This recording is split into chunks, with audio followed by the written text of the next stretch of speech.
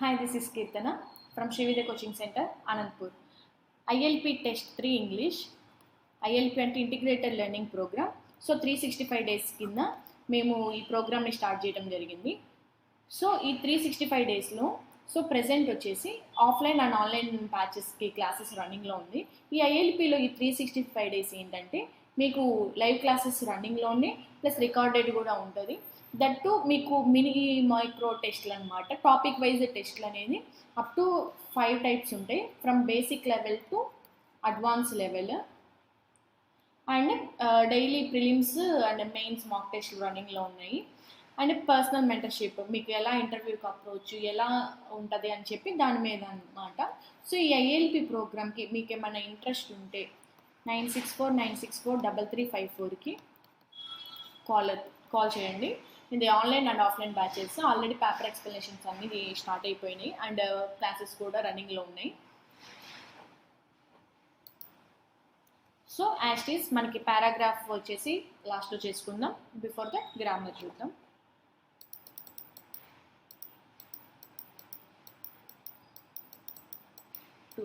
Two paragraphs and next. Below are given 6 sentences in jumbled form. However, sentence C is fixed to be in 6th place after rearrangement. You have to rearrange the remaining sentence to make a contextually meaningful paragraph and answer the following questions.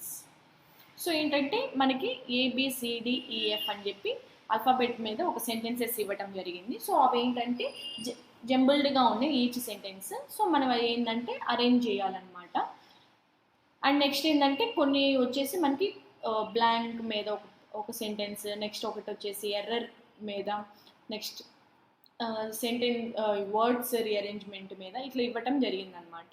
So మనం first ఏంటంటే ఈ 6 sentences ఏవైతే ఉన్నాయో వీటిని ముందు arrange చేసి next వీటిలోకి fill చేద్దాం అనమాట. అండ్ సి అనేది సి ప్లేస్ వచ్చేసి 6th ప్లేస్ అన్నారు. 1 2 3 4 5 6 సెంటెన్సెస్ ఉన్నాయి కాబట్టి సి వచ్చేసి 6th ప్లేస్. సో మిగతా ప్లేసెస్ని మనం రీఅరేంజ్ చేయాలి. సో ఫస్ట్ ఏ చూద్దాం. Consequently by offering such individualized attention, they dash customer satisfaction, which in turn dash loyalty and positive word of mouth advertising.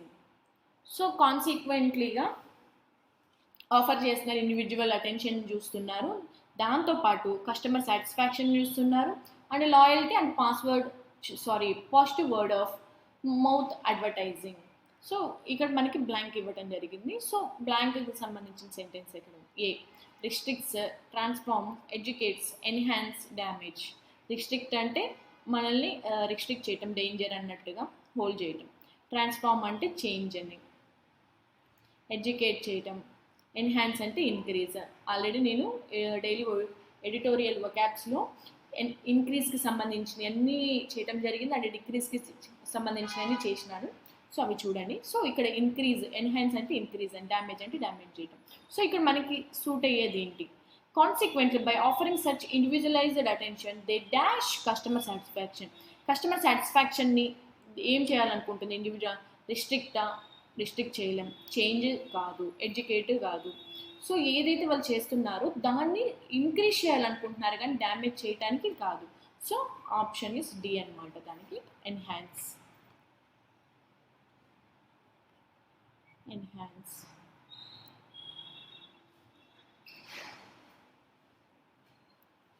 Next, personalized service allows businesses to understand their customers' unique needs and preferences.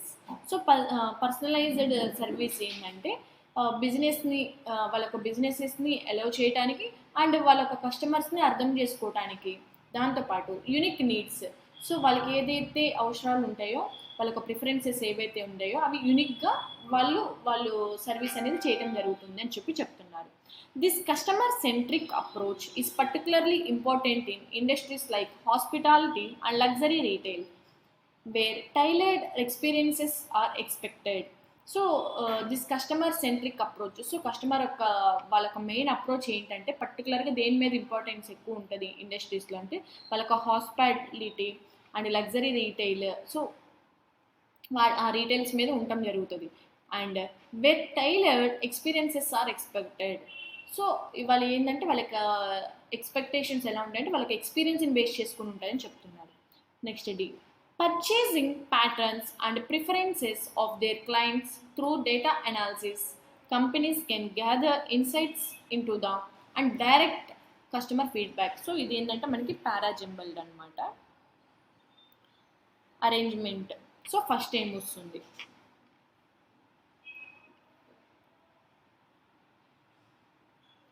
Purchasing patterns and preferences of their clients. అంటే purchasing ప్యాటర్న్స్తో మనకేమి sentence అనేది start అవ్వదు. Next through data analysis maybe companies can gather insights into the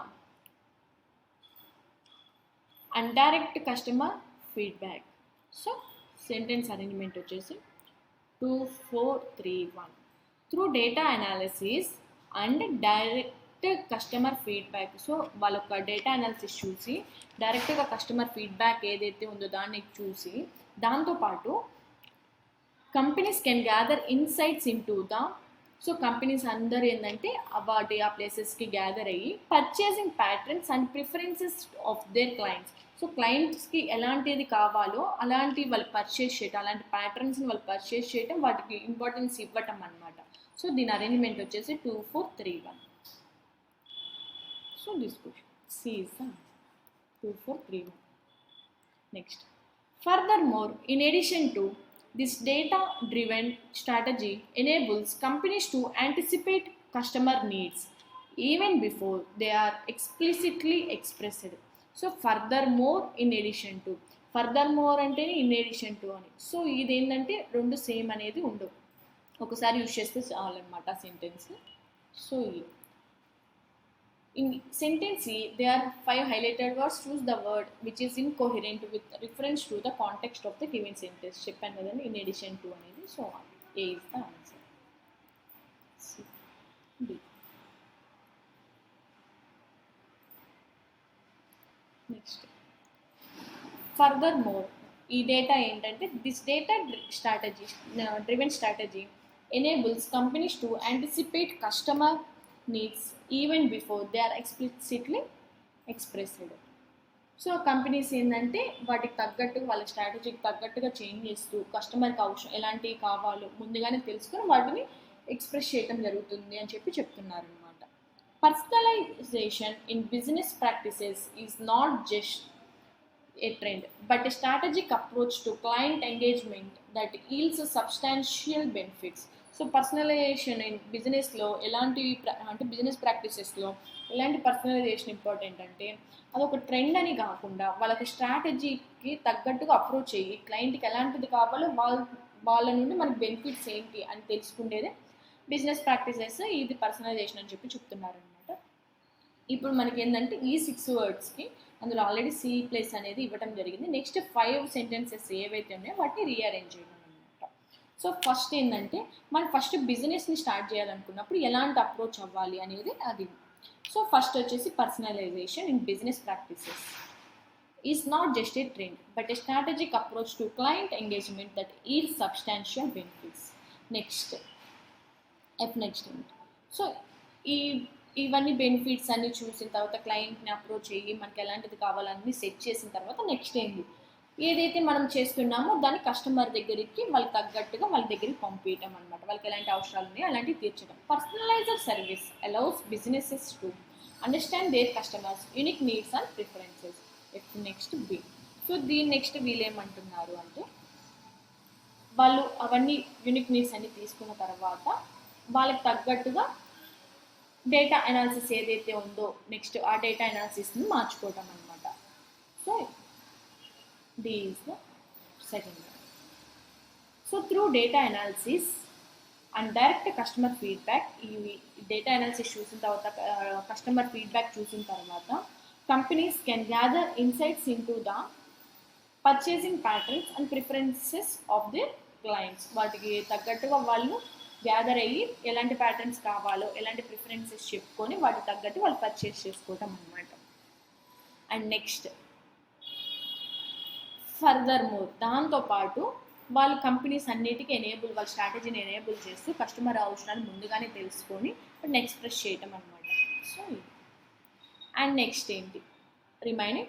Consequently, so దాంతో పాటు consequently by offering such individualized attention they enhance అంటే increase customer satisfaction, which in turn increase loyalty and positive word of mouth advertising. Next ఏంటంటే వాళ్ళకు ప్రతి ఒక్కరికి offering ఇస్తూ, అంటే వాళ్ళకి ఒక్కొక్కరు అటెన్షన్ అనేది ఇండివిజువలైజ్గా వాళ్ళు తీసుకోవడానికి ఒక్కొక్కరికి ఒక్కొక్క ఆఫర్ ఇస్తూ, సో వాళ్ళ కస్టమర్ సాటిస్ఫాక్షన్ ఇంక్రీజ్ చేస్తూ వాళ్ళకు లాయల్టీ అండ్ పాజిటివ్ ఏదైతే వాళ్ళొక అడ్వర్టైజ్మెంట్ ఇస్తారో సో దానికి తగ్గట్టుగా వాళ్ళు ఇంక్రీజ్ చేసుకోవటం అనమాట వాళ్ళ బిజినెస్ని. సో ఆర్డర్ వచ్చేసి FBDEAC. సి వచ్చేసి ఫైనల్ సెంటెన్స్ ఏంటంటే ఈ యొక్క కస్టమర్ అప్రోచ్ అంతా చూసిన తర్వాత వాళ్ళొక ఎలా ఇవ్వాలి అనుకుంటున్నారు, like hospitality and luxury retail when tailored experiences are expected. So arrangement వచ్చేసి FBDEAC. So first sentence is F, last sentence C. So దీనివల్ల మనకు ఒక స్కోర్ వచ్చేసిందండి. ఎలా అంటే మనకి లాస్ట్ సెంటెన్స్ ఆల్రెడీ సి అన్నారు, సో అలానే మనకి లాస్ట్ సెంటెన్స్ సి కాబట్టి సో అలా.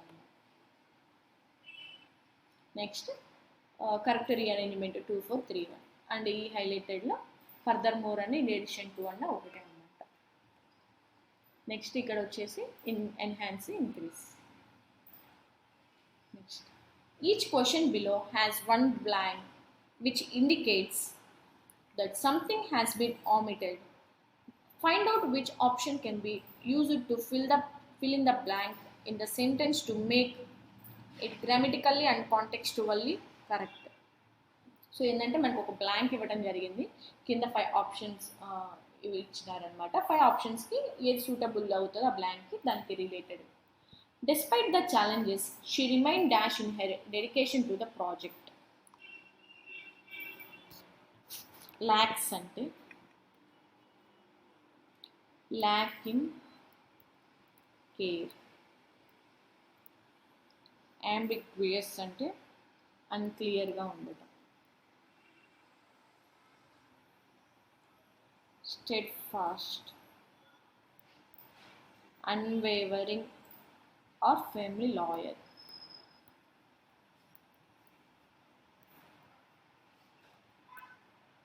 Or firmly loyal. Next, negligent అంటే failing to take proper care. Next, trivial అంటే unimportant.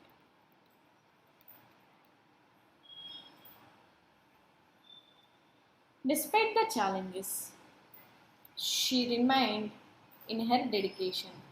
సో ఆమె ఏవైతే ఛాలెంజెస్ ఎలాంటివి అయితే ఉన్నాయో ఆమె నెక్స్ట్ ఆమె ఒక డెడికేషన్ ప్రాజెక్ట్ మీద ఆమె డెడికేషన్ అనేది ఎలాంటిగా చూపించింది అని చెప్పి అడుగుతున్నారనమాట.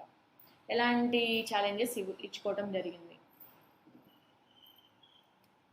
సో ల్యాక్ ఇన్ కేర్ లేకపోవటమా, అన్క్లియర్గా ఉండటమా, నెగ్లిజెంట్గా ఉండటమా, ఆర్ ఇంపార్టెంట్ లేకుండా ఉండటమా, లేదంటే లాయల్గా లేకపోవటమా అని చెప్పి చెప్పడం జరిగింది అనమాట. స్టెడ్ ఫాస్ట్ అంటే దృఢంగా అని కూడా అంటారన్నమాట. So C is the answer. His innovative approach will dash the development of new technologies. So ఆయన ఒక ఇన్నోవేటివ్ అప్రోచ్ అనేది ఫర్దర్గా ఎలా అంటే విల్ అంటే future, will dash the development of new technologies. So new టెక్నాలజీస్కి తగ్గట్టుగా ఆయన ఒక న్యూ అప్రోచ్ అనేది ఎలా ఉంటుంది అని చెప్పి చెప్పడం జరిగిందనమాట. విల్తో పాటు విల్ ప్లస్ V1 రావడం జరుగుతుంది. అది modal plus V1. Already modal verbs అంటే will, shall, can, may, might, would, need to ఇవన్నీ చెప్పడం జరిగిందనమాట. నెక్స్ట్ హిండర్ అంటే డిలే చేయటం, హిండర్ డిలే. ప్రొలిఫరేట్ అంటే to increase rapidly.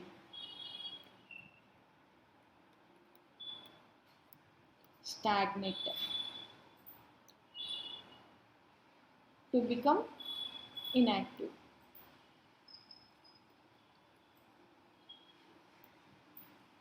Expedite, to speed up the process.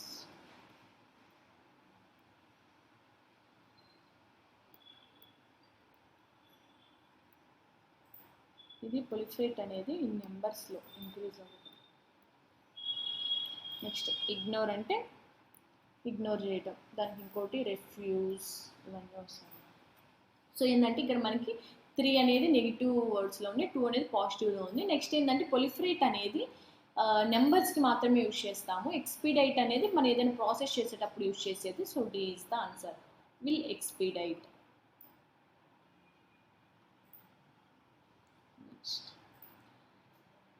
After the merger the company decided to dash its efforts on core business strategies.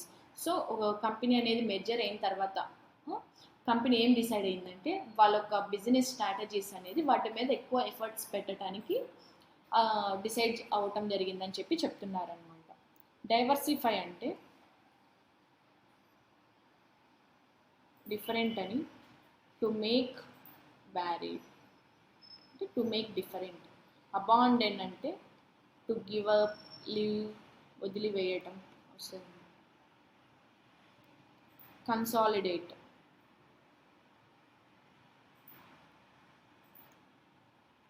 ఫిజికల్గా strong ఉండేదాన్ని consolidate అంటారు. ఫిజికల్గా strong. Relinquish అంటే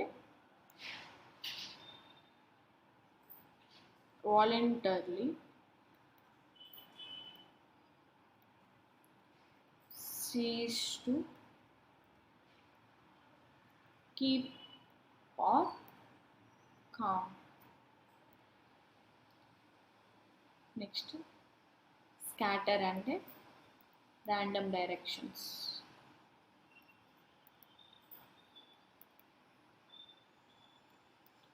so ఇప్పుడు ఏంటంటే వీళ్ళు ఫిజికల్గా స్ట్రాంగ్ అవ్వాలి, కంపెనీ డిఫరెంట్ స్ట్రాటజీస్ అని చెప్పి చెప్పడం జరిగింది. So C is the option. His dash remarks during the meeting were not well received by the board. So ఆయన ఒక రిమార్క్స్ ఏంటంటే ఆ టైంలో ఆ మీటింగ్ జరిగేటప్పుడు బోర్డు మెంబర్స్ ఎవరైతే ఉన్నారో వాళ్ళు దాన్ని రిసీవ్ చేసుకోవడానికి రెడీగా లేరు అని చెప్పి చెప్తున్నారు అనమాట. ఇన్సైట్ఫుల్ అంటే డీప్ అండర్స్టాండింగ్.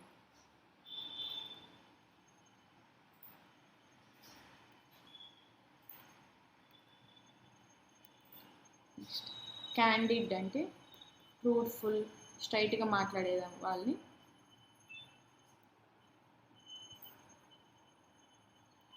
క్యాండిడ్ అంటారు. frivolous, to not having any serious purpose or value. To not having any serious purpose or value. Supportive అంటే సో ఎంకరేజ్ చేయటం, తెలిసిందే, ఎంకరేజ్మెంట్. కన్స్ట్రక్టివ్ అంటే టెండింగ్ టు బిల్డప్.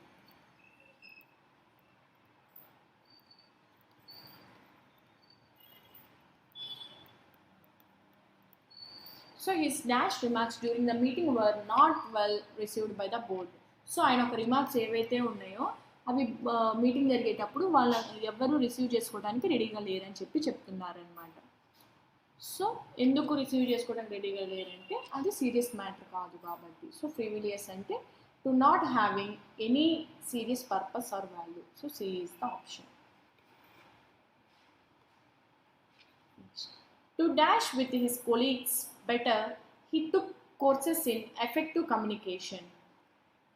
సో ఇక్కడ ఏం చెప్తున్నారంటే to dash with colleagues better. So కొలీగ్స్తో ఏంటి అది కొలాబరేట్ అవటమా, డిస్కనెక్ట్ అవటమా ఏంటో మనకు తెలియదు. కానీ నెక్స్ట్ ఏమంటున్నారు, he took courses in effective communication.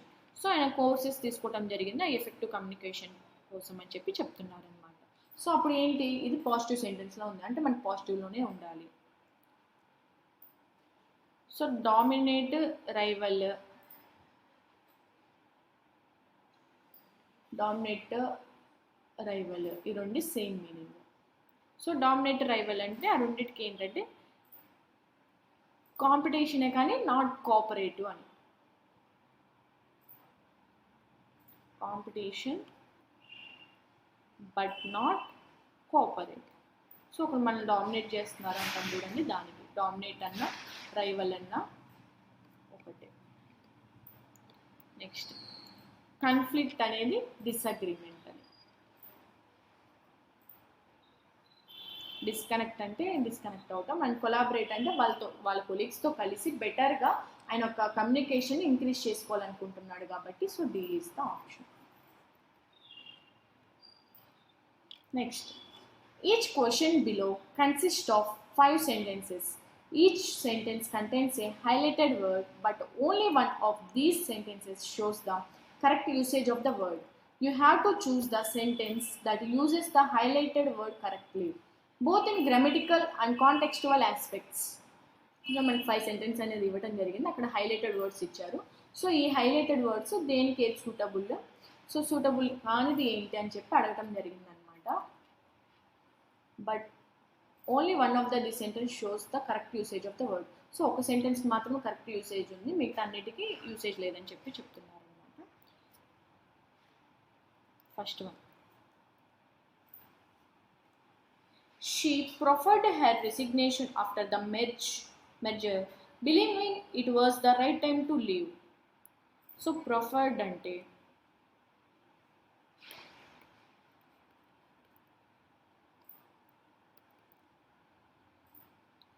to offer something, especially,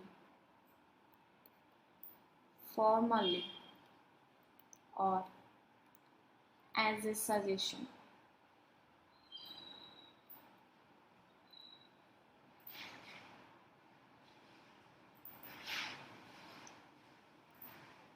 so ఇక్కడ ఏం చెప్తున్నారంటే షీ ప్రొఫర్డ్ అంటే to offer something especially formally or as a suggestion. So ఆమె ఏంటంటే హెర్ రిజిగ్నేషన్ తర్వాత అంటే after the merger believing it was the right time to leave. So companies ఏవైతే ఆమె ఎక్కడైతే చేస్తున్న వర్క్ అనేది అది మెర్జర్ అయిన తర్వాత కంపెనీస్ ఆమె ఏమనుకుందంటే ఆమె ఒక సజెషన్ తీసుకుంది ఫార్మల్లీగా.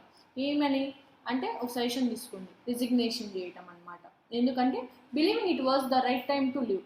సో ఆమె నమ్ముతుంది అనమాట, ఈ టైంలో నేను కంపెనీని రిజిగ్నేషన్ ఇచ్చి వెళ్ళటం ఇదే రైట్ టైం అని చెప్పి అంటున్నారు. సో ఏ అనేది సూటబుల్ అయింది. నెక్స్ట్ ఏంటని చూద్దాం. ఏ హోల్డ్ ఉంది. The old building's facade was obscure, representing a well-known image in the city skyline. Next, obscure ante not clear.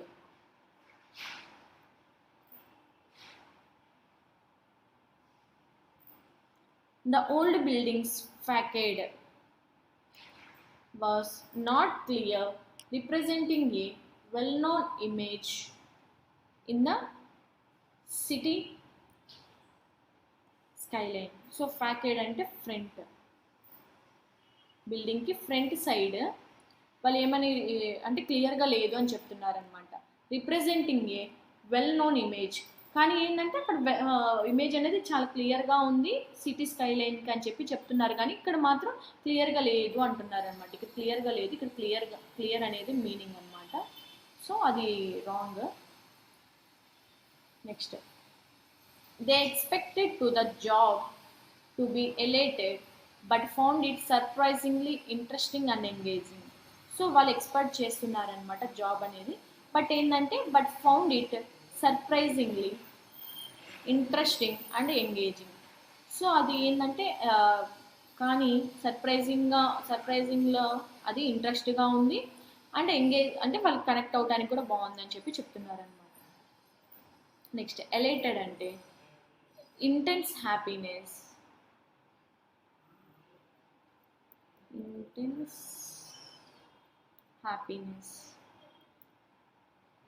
So ఇక్కడ మనకి బట్ అనేది ఇచ్చినప్పుడు ఒక పాజిటివ్ సెంటెన్స్ నెగిటివ్ సెంటెన్స్ని ఊహించాలి. కానీ ఇక్కడ ఏమైంది, ఆమె ఎక్స్పెక్ట్ చేసిన జాబ్ ఆమెకి ఆనందం ఇచ్చింది అంటున్నారు, కానీ ఆమెకు ఆనందం ఇవ్వకపోతే కానీ ఆ జాబ్ ఆమె ఎక్స్పెక్ట్ చేసినంత లేకపోయినా కానీ ఆమెకు సర్ప్రైజింగ్ ఇంట్రెస్టింగ్గా ఉందని చెప్పి అంటున్నారు అనమాట.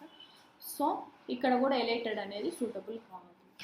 నెక్స్ట్ ఇక్కడ ఏంటంటే ఇక్కడ ఆనందంగా ఉంది, ఇక్కడ ఆనందంగానే ఇచ్చారు, కానీ బట్ వచ్చినప్పుడు మాత్రం ఆపోజిట్లో ఉండాలి sentences. His attempts at reconciliation were seen as celebratory given the minor nature of the disagreement. Reconciliation అంటే reuniting అని.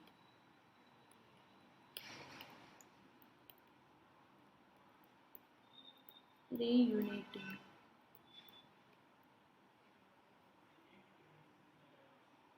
సో ఆమె అటెంప్ట్స్ ఏంటంటే మళ్ళీ వాళ్ళు ఎట్లా ఉన్నారంటే వాళ్ళ సెలబ్రేషన్ అనేది మళ్ళీ కలుస్తున్నారనమాట. రీయూనిటింగ్ అంటే అందరు మళ్ళీ ఒకటవుతున్నారు. Given the minor nature of the disagreement. Next the strategy was criticised for its rampant. Rampant అంటే spreading uncontrollably.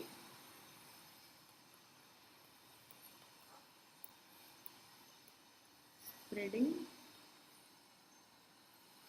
Uncontrollable.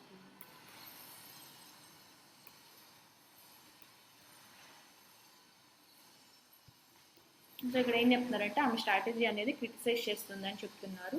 Limiting innovative approach, కానీ ఆమె అప్రోచెస్ అనేది లిమిటింగ్గా ఇన్నోవేటివ్గా ఉంది అంటున్నారు, కానీ ఇక్కడ ర్యాంపెంట్ అనేది సూట్ అవ్వట్లేదు. సో ఫైనల్గా A is the option.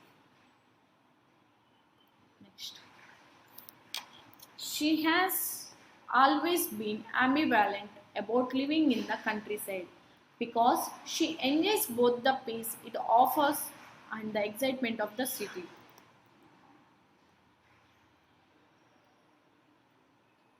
So ఇక్కడ ఏం చెప్తున్నారు అంటే ambivalent అంటే mixed feelings. ambivalent mixed feelings.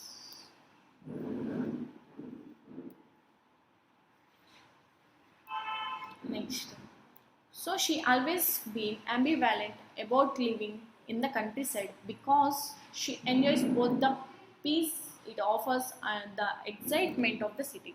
So ఆమె మిక్స్డ్ ఫీలింగ్స్ అనేది ఆమె చూపించడం జరిగింది. ఆమె లివింగ్ ఏదైతే కంట్రీ సైడ్ ఉందో బికాస్ ఎందుకంటే she enjoys both the peace it offers and the excitement of the city. So ఇది పాజిటివ్గానే ఉంది. సో ఏ అనేది హోల్డ్ చేద్దాం. Next his speech about conservation was filled with ambiguous. So ambiguous అంటే అన్క్లియర్, ఇందాకే చెప్పాను. అంబిగ్వియస్ అంటే unclear. Prize clearly outlining the benefits of preserving natural habitats. ఆయన ఒక స్పీచ్ ఏంటంటే కన్వర్జేషన్ గురించి ఫిల్ అయ్యింది విత్ అన్క్లియర్ ప్రైజ్ కాదు, క్లియర్ ప్రైజ్ అనమాట. సో ఇది wrong. Next despite the CEO's attempt at humor, his jokes were mostly appropriate and did not resonate with the audience.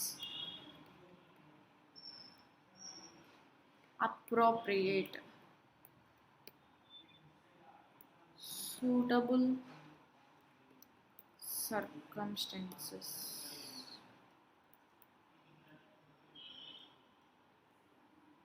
Next, despite the CEO's attempt at humor, his jokes were mostly suitable circumstances and did not resonate with the audience. So audience దాకా వెళ్ళలేదు ఈయన jokes అనేది అన్నట్టుగా చెప్తున్నారు. After years of dedicated service she volunteered her position to pursue personal interest.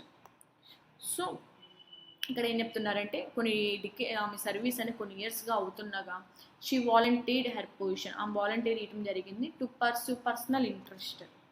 So ఎందుకంటే ఆమె personal interest మీద ఆమె వాలంటీర్ ఇవ్వడం జరిగిందని చెప్పి చెప్తున్నారనమాట. యాక్చువల్గా వాలంటీర్ కన్నా ఇక్కడ రిజైన్, రిలెంక్విష్ ఇది సూట్ అవుతుంది అనమాట. వాలంటీర్ అంటే టెంపరీగా వాలంటీర్ ఇవ్వటం, రిజైన్ అంటే ఆ వర్క్కి ఆమె ఇంట్రెస్ట్తో వర్క్కి రిజైన్ చేయటం అని చెప్పి చెప్తాం. The plan of revitalise the old district is full of pernicious ideas that promise to improve the community's welfare. Pernicious అంటే harmful effect.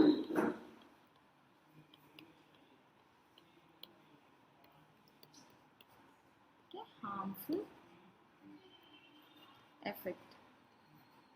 So the plan to revitalize the old district is full of pernicious అంటే harmful effect. వాళ్ళు ఏదైతే ideas ఇస్తున్నారు communities వెల్ఫేర్ని increase చేయడానికి వాళ్ళు promise చేస్తున్నారో, so దాని మీద హార్మ్ఫుల్ ఎఫెక్ట్ అనేది ఎక్కువ ఉంటుందని చెప్తున్నారు. కానీ హార్మ్ఫుల్ ఎఫెక్ట్ కదా, వాళ్ళు ఏదైతే రినోవేట్ చేస్తున్నారో దానికి తగ్గట్టుగా ఐడియాస్ అనేది చేంజ్ అవుతుందని చెప్తున్నారు అనమాట. సో ఈ కూడా పర్ఫెక్ట్గా లేదు. So A is the perfectly fitted answer.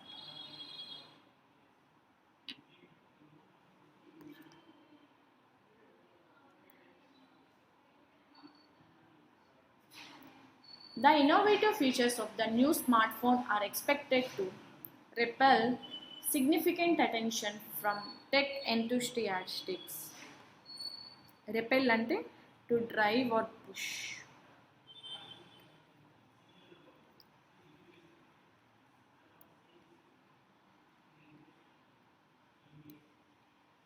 Or push something away. The innovative features of the new smartphone are expected to repel significant attention from tech enthusiasts. So వాళ్ళు ఏంటంటే ఇప్పుడు వాళ్ళకి ఇన్నోవేటివ్ ఏదైతే న్యూ స్మార్ట్ ఫోన్స్ ఉంటాయో వాళ్ళు expect చేస్తున్న new innovation features ఏంటంటే significant attention from tech enthusiastics. So enthusiastics తగ్గట్టుగా చేంజ్ అవుతుంది అని. సో రిపెల్ అంటే వాటి నుండి విడిపోవటం అనమాట, కలవటం కాదు. సో ఏ అనేది సూటబుల్ కాదు. He gave a stalwart defense of his thesis, presenting strong and unwavering arguments to support his points. So unwavering అంటే స్టాల్వర్ట్ అంటే ఫస్ట్ లాయల్గా ఉండటం, హార్డ్ వర్క్ చేయటం, దాన్ని స్టాల్వర్ట్ అంటారు.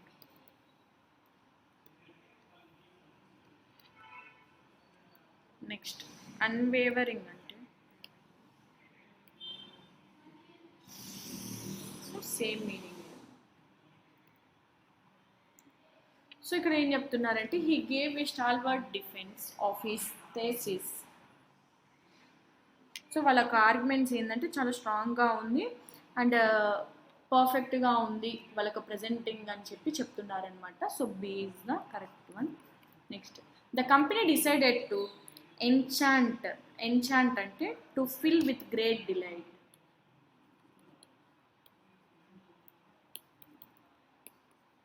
To fill with great delight. So the company decide అయిందనమాట will with great delight the employees role in the project due to his lack of experience. So experience లేకపోవటం వల్ల company ఎక్కువ fulfil అవుతుంది employees role అని అంటున్నారు. కాదండి, so అది suitable కాదు.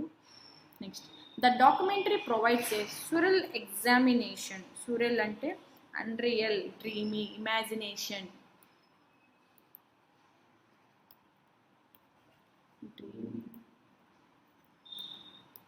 Unreal, imagination.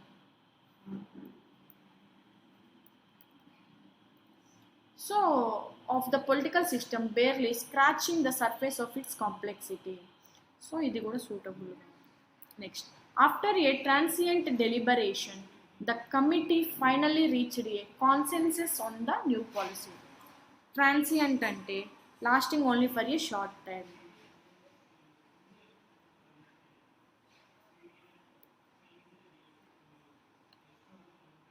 Transient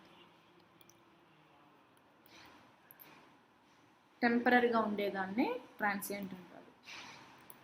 lasting only for a short time or temporary.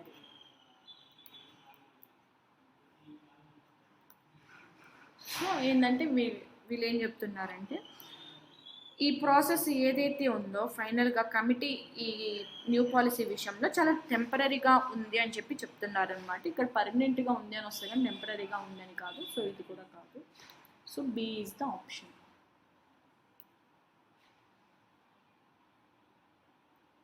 So B is the option. Next, he tried to include the beauty of the landscape by taking photographs.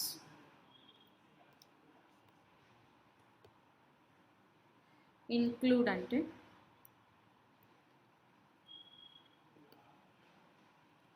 to comprise as part of whole.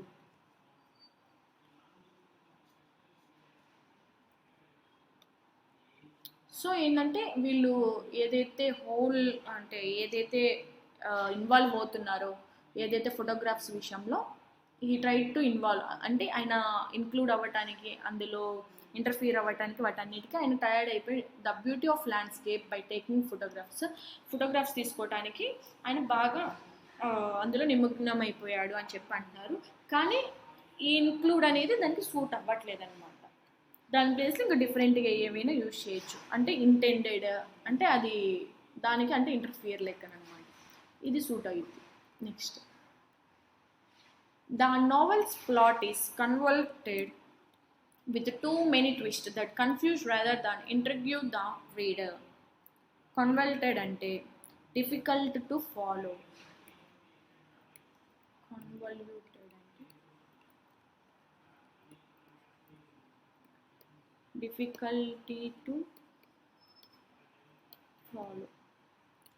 Novel's plot is difficulty to follow with too many twists that confuse rather than intrigue the reader. So ఏంటంటే ఈ novel చదివేటప్పుడు ఏంటంటే డిఫరెంట్గా ఉంటాయి, very complex ఎక్కువ ఉంటుంది అని చెప్పి చెప్తున్నారనమాట. అంటే మన ఆ నావెల్స్ని ఏవైతే మనం చూసే కొద్దీ ట్విస్ట్లు అనేది పెరుగుతూ కన్ఫ్యూజన్ అనేది ఎక్కువ అవుతుంటుంది అన్నట్టుగా చెప్తున్నారు. సో బి అనేది హోల్డ్ చేద్దాం. Next, they strategy to increase sales was impeccable. Impeccable అంటే ఫాల్ట్లెస్ అని.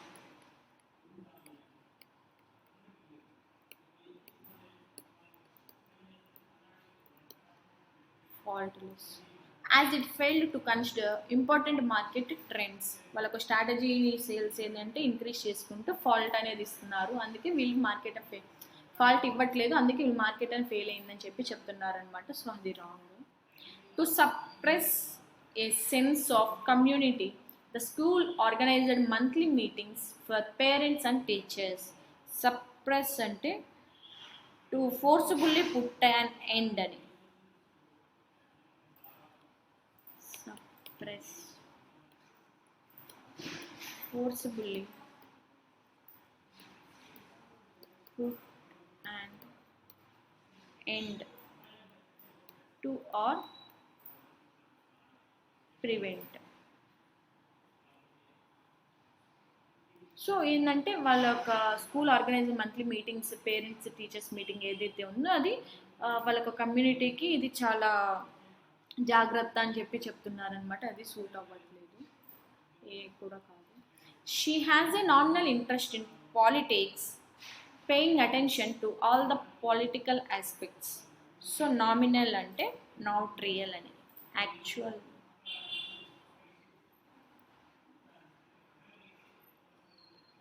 నామినల్ అంటే not real are actual.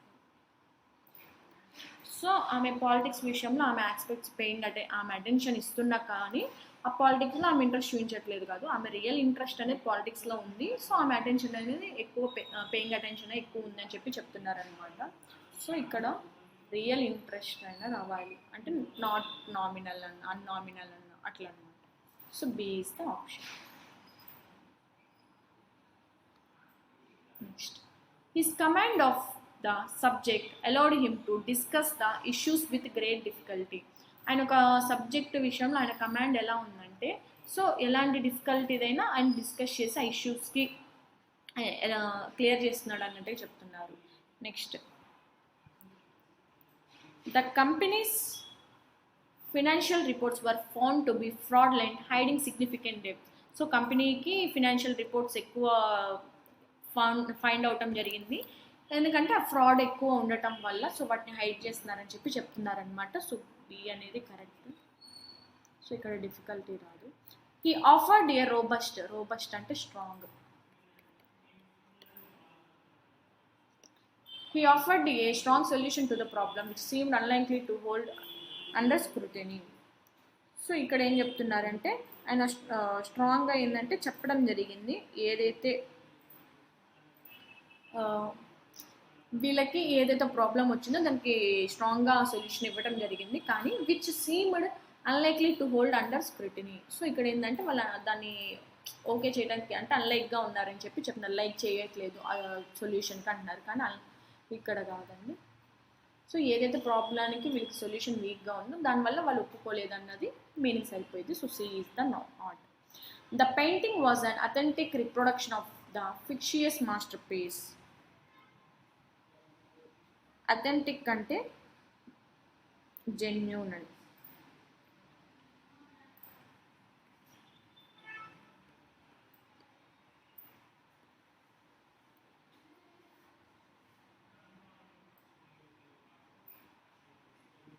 Fictitious అంటే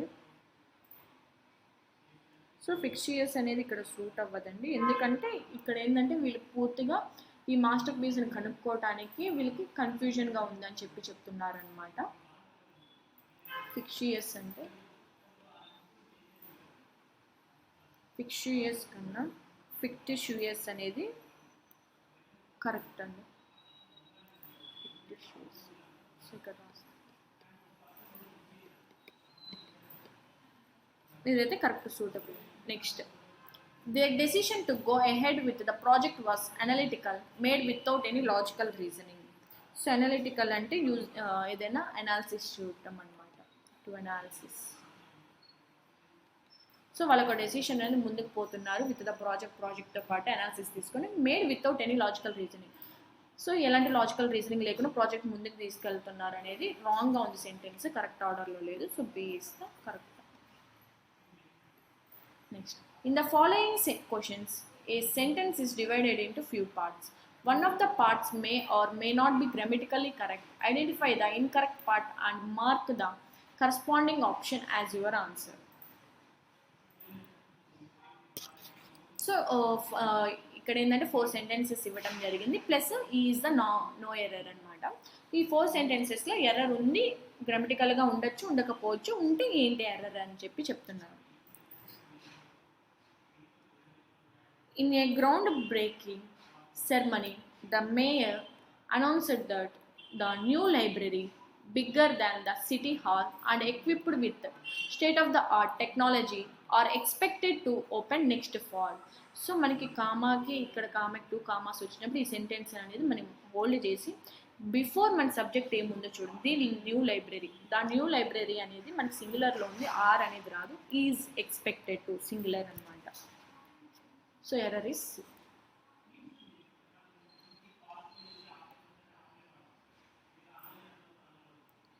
Despite many obstacles, the team persevered and not only finished the project on time but also ensured that every details were accounted for, setting a new standard for excellence. So ఎన్నో obstacles వచ్చినప్పటికీ the team preserved and not only finished the project. నా ప్రాజెక్ట్ని finish చేయటమే కాదు, but also ensured అంటే increase that every details ఏవైతే accounted ఉందో ప్రతి ఒక్క డీటెయిల్ని మళ్ళీ ఇంక్రీజ్ చేయడం జరిగింది, setting a new standard for excellence. So ఇక్కడ ఏంటంటే ఇక్కడ ఎవ్రీ డీటెయిల్ అంటారు కానీ డీటెయిల్స్ అన్నారు, అండ్ నెక్స్ట్ వర్జ్ వస్తుందండి, ఎందుకంటే ఎవ్రీ డీటెయిల్ అనేది సింగులర్ కాబట్టి వర్జ్ యూజ్ చేస్తాం. So error in C. Among the new regulations, the most controversial is the one that prohibits residents from parking their vehicles in front of their own driveways, which has led to numerous complaints from the community. So among the new regulations, సరిపోయిందండి, among వచ్చినప్పుడు more than 2 ఉండాలి. Next the most controversial సింగులర్లో ఉంది కాబట్టి is use చేసాం. The one that prohibits residents from parking their vehicles in front of their own driveways. So ఎవరి parking ఏరియాలో వాళ్ళు వెహికల్ని పార్క్ చేయడం జరిగింది రెసిడెన్స్ అది, which has led to numerous complaints from the community. So వీళ్ళు ఏంటంటే వాళ్ళ ప్లేస్ కాకుండా ఇంకో ప్లేసెస్లో వీళ్ళు పెట్టడం వల్ల ఈ కమ్యూనిటీలో కంప్లైంట్స్ అనేది ఎక్కువైపోతుందని చెప్తున్నారు. సో ఎర్రర్ అనేది ఏం లేదు, ఈ no error. Even though the negotiations between the two countries were lengthy and difficult, the delegates has finally come to an argument that was hoped to foster a lasting peace. Even though the negotiations between the two countries, so negotiations ఉన్నప్పటికీ ఆ two countries మధ్యలో per lengthy and difficult, అది చాలా డిఫికల్ట్గా ఉంది. కానీ delegates అనేది ప్లూరల్లో ఉంది కాబట్టి హ్యాస్ కాదు హ్యావ్. డెలిగేట్ అని ఉంటే సింగులర్ కాబట్టి has correct. Have finally come, have plus adverb plus V3 to come an agreement that was hoped to foster a long peace. So have is the B. Next, a few sentences are provided in the following questions, each with a phrase highlighted in bold. There may or may not be an error in the highlighted phrase. The erroneous phrase can be replaced with one of the given alternatives. Choose no replacement required as your response if the highlighted phrase is correct. So ఏంటంటే మనకి highlight చేయడం జరిగింది ఒక సెంటెన్స్లో ఫ్రేజ్ని, so అది correct ఫ్రేజ్ని replace చేయటం అనమాట. Despite their efforts to secure the funding, the team was not able to managing the project successfully. So మనకి ఏంటంటే టీమ్ అనేది సింగులర్లో ఉంది కాబట్టి వాజ్ యూస్ చేసాం. Not able to 2 + V1 managing కాదు manage.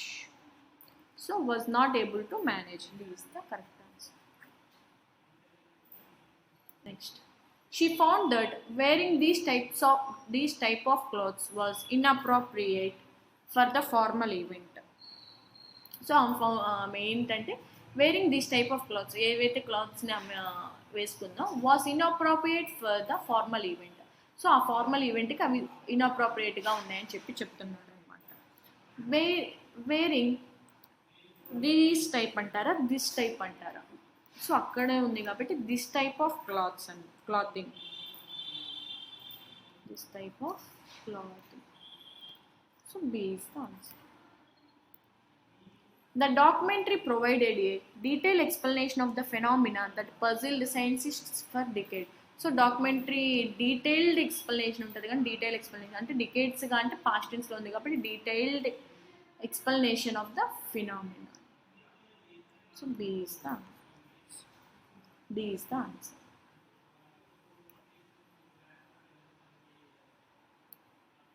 His unique approach to the problem can be seen as revolutionary in the field of quantum mechanics. ఆయన ఒక యూనిక్ అప్రోచ్ ఏంది ఆ ప్రాబ్లం విషయంలో అంటే కెన్ బి వచ్చినప్పుడు సీన్ రాదు, seen as revolutionary in the, so ఏంటంటే can be seen as revolutionary. Next, in each of the sentences given below 4 words are given in bold. These 4 words may or may not be in their correct position. The sentence is then followed by options with the correct combination of words that should replace each other in order to make the sentence grammatically and contextually correct. Find the correct combination of the words that replace each other.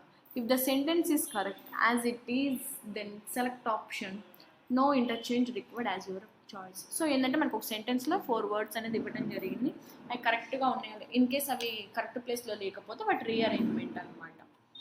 Cutting edge of a algorithms are transforming industries with their amounts to analyse vast ability of data and optimise process. So cutting edge AI algorithms are transforming industries with their amounts అంటామా, with their ఒక ability అంటామా, దాని ఒక ఎబిలిటీని analyse చేస్తూ వాటి ఒక different డేటాని and వాటి ప్రాసెస్ని ఆప్టిమైజ్ చేయటం అనమాట. So A and C is interchange.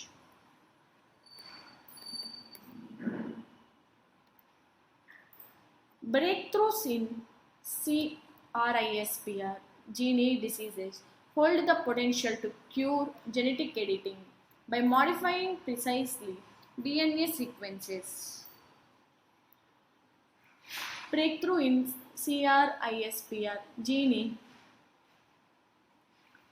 జీని editing hold the potential to cure genetic diseases. So genetic diseases ఏవైతే ఉన్నాయో వాటిని క్యూర్ చేయటం అనమాట. ఏకి బీకి ఇంటర్చేంజ్, ఎక్కడెక్కడ ఆప్షన్ ఏసీ కాదు, బీడీ కాదు, ఏడీ కాదు. So A is the answer. Next, by precisely modifying DNA sequences. So A is the answer.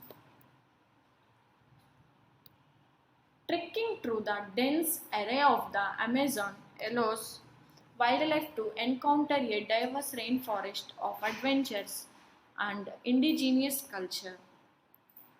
So trekking through the dense adventurous అంటామా, రెయిన్ ఫారెస్ట్ అంటాం, వైల్డ్ లైఫ్ అంటామా? సో డెన్స్ అరే అయితే కాదండి. సో డెన్స్ రెయిన్ ఫారెస్ట్ అంటాం అనమాట. So ఏతో C change అవుతుంది, బీసీ కాదు, ఏడీ కాదు, ఏబీ కాదు, and AC BD. Next, of the Amazon allows adventurer to the encounter a diverse array of wildlife and indigenous culture. So ACBD.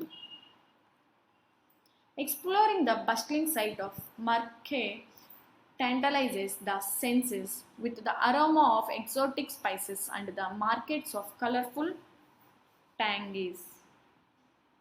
So ఇక్కడ ఏం చెప్తున్నారంటే ఎక్స్ప్లోరింగ్ ద బస్ట్లింగ్ మార్కెట్స్ అంటే ఇక్కడ plural అండి, ప్లూరల్ నెక్స్ట్ మళ్ళీ plural అనమాట. The bustling markets of the market tantalises. So A and C is the correct. Senses with the aroma of exotic spices and the sight of colorful tangies. So A is the answer. Admiring the traditional calligraphy of intricate Chinese brush paintings reveal mastery of cultural heritage and artistic centuries. So admiring the traditional calligraphy of intricate అంటామా, లేకపోతే admiring the intricate calligraphy of traditional Chinese brush painting. So traditional ఏదైతే brush painting Chinese వాళ్ళది traditional ఉందో దాన్ని reveal చేయడం జరిగిందని చెప్పి, అంటే ఆ సెంచరీస్గా ఈ ఆర్కిటెక్టిక్ మాస్టరీ అనేది రివీల్ చేయడం జరిగిందని చెప్పి చెప్తున్నారనమాట. So answer is ABCD. Admiring the intricate calligraphy of traditional Chinese brush paintings reveal centuries of cultural heritage and artistic mastery. So B is the answer. Next, final paragraphs.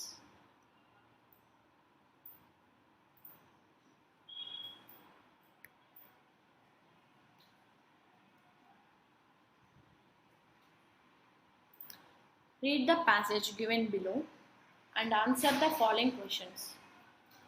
As the global population continues to surge, the demand for food supply chains that are both sustainable and efficient becomes paramount. In this scenario, artificial intelligence emerges as a transformative tool for modern agriculture. AI-driven technologies are revolutionizing the way we approach crop management, enabling precision agriculture practices that optimize yields and reduce environmental impacts. Paramount ante very important.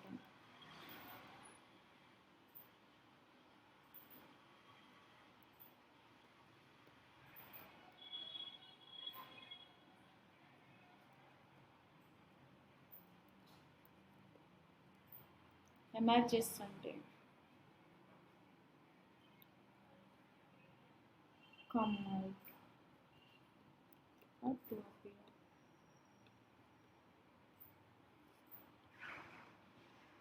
Precision, exactness. So as the global population continues to surge and increase.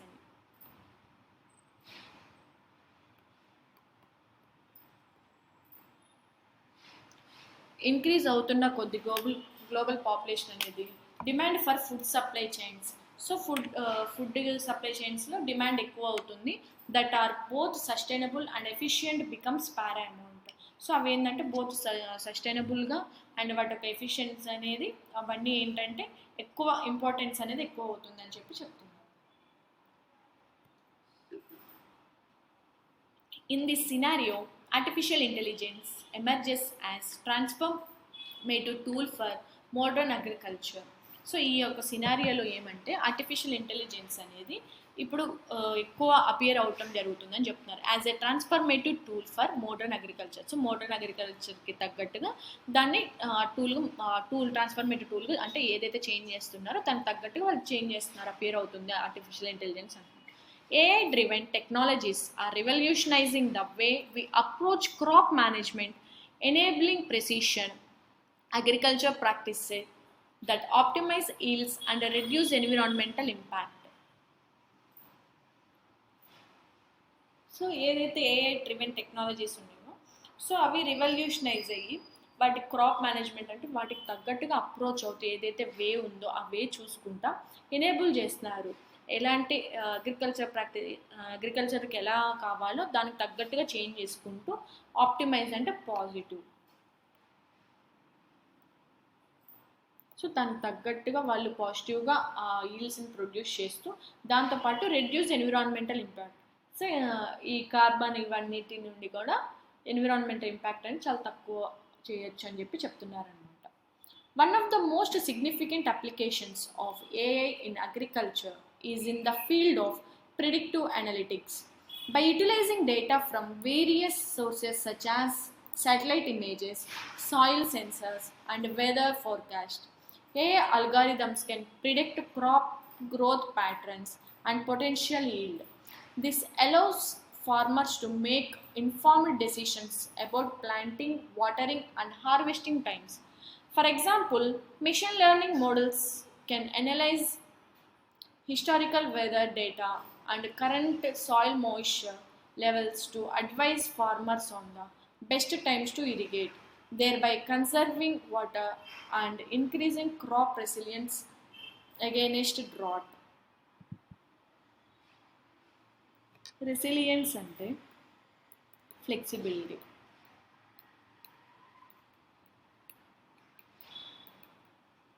One of the most significant application అంటే most important application ఏంటి ఏఐలో అంటే in agriculture is in the field of predictive analysis. So అనాలిసిస్ని ముందుగానే predict చేయటం అనమాట ఏఐని use చేసుకొని. By utilising data from various sources such as satellite images, soil sensors, and weather forecast, AI algorithms can predict crop growth patterns and potential yield. So ఇక్కడ ఏం చెప్తున్నారంటే వాళ్ళు ఏఐని యూజ్ చేసుకొని వాటిని ఒక డేటాని యూటిలైజ్ చేసుకుంటా వేరియస్ సోర్సెస్ అంటే సాటిలైట్ ఇమేజెస్ ద్వారా, సాయిల్ సెన్సర్స్ ద్వారా వెదర్ ఫార్కాస్ట్ ఎలా ఉంటుందని చెప్పి ఏఐ అల్గారిథంలో వీళ్ళు ముందుగానే క్రాప్ గ్రోత్ ఎలా ఉంటుందని చెప్పి ప్రిడిక్ట్ చేయడానికి ఛాన్స్ ఉందని చెప్పి చెప్తున్నారు. This allows farmers to make informed decision about planting, watering and harvesting times. So ఇప్పుడు ఏంటంటే ఈ ఫార్మర్స్ ఏంటంటే ఇప్పుడు దీన్ని ఎక్కువ అలో చేయడం జరుగుతుంది.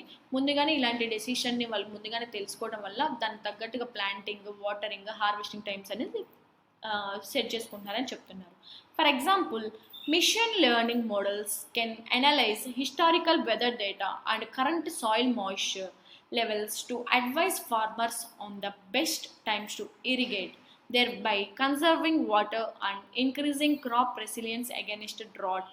సో ఇక్కడ వీళ్ళు ఏం చెప్తున్నారంటే ఎగ్జాంపుల్గా తీసుకుంటే మిషన్ లెర్నింగ్ వల్ల వీళ్ళు ఎలాంటిది అనాలిసిస్ తీసుకుంటున్నా హిస్టారికల్ వెదర్ డేటాని అండ్ కరెంట్ సాయిల్ మాయిశ్చర్ లెవెల్ని వీళ్ళు అనాలిసిస్ తీసుకోవటం, దాంతోపాటు టు అడ్వైస్ ఫార్మర్స్కి ముందుగానే అడ్వైస్ చేస్తున్నారు బెస్ట్ టైమ్స్ టు ఇరిగేట్, ఎలాంటి టైంలో ఇరిగేషన్ చేయటం కరెక్ట్ అని చెప్పి, thereby conserving water and increasing crop flexibility against drought. So drought ముందుగానే వాటర్ని కన్సర్వ్ చేసుకోవడంతో పాటు క్రాప్ యొక్క ఫ్లెక్సిబిలిటీని ఇంక్రీజ్ చేసుకోవడానికి ఉపయోగపడుతుందని చెప్తున్నారు. సో పారామౌంట్ అంటే మోర్ ఇంపార్టెంట్, ఎమర్జెస్ అంటే కమ్అట్, టు అపియర్, ప్రిసిషన్ అంటే ఎగ్జాక్ట్ అనే, సర్జ్ అంటే ఇంక్రీజ్, రెసిలియన్స్ అంటే ఫ్లెక్సిబిలిటీ. అండ్ ఎమర్జెస్తో పాటు ఆల్వేస్ మనకి ఒక ప్రిపోజిషన్ వస్తుంది, ఎమర్జెస్ యాజ్ అనే అనమాట, ఇది రూల్. వన్ ఆఫ్ ద వచ్చినప్పుడు ప్లూరల్లో ఉండాలి సెంటెన్స్ అనేది. So one of the most significant applications, మనకి వన్ ఉంది కాబట్టి సింగులర్ కాబట్టి ఈజ్ అనేది సింగులర్ అనమాట. AI is also instrumental in pest management through image recognition technologies. Drones equipped with high resolution cameras can scan crop fields, identifying areas afflicted by pests or diseases.